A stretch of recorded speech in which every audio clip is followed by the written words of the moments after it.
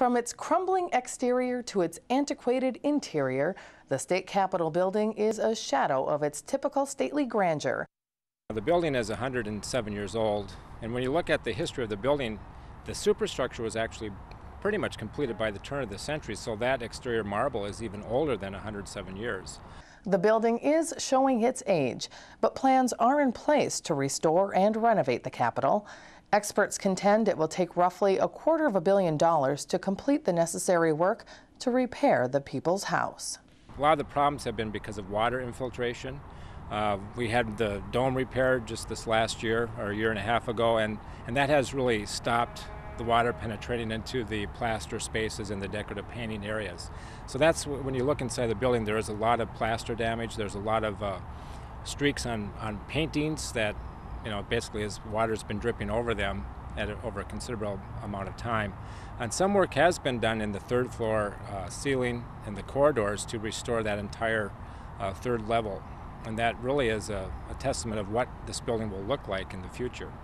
The work that's will be done on the Capitol is really mostly on the exterior as of now. In the past, there really hasn't been a lot of complete restoration packages or processes. Most of everything you'll see as part of any restoration work has been inside in the legislative chambers and some of the spaces.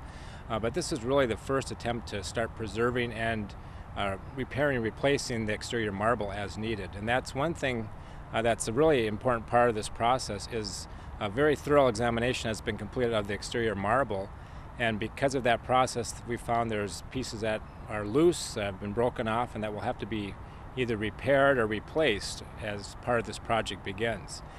And that is the ultimate goal, bringing the building into the 21st century in function while retaining its historical integrity. A lot of the piping is still the original. The drains are still the original cast iron pipes, so those will have to be replaced.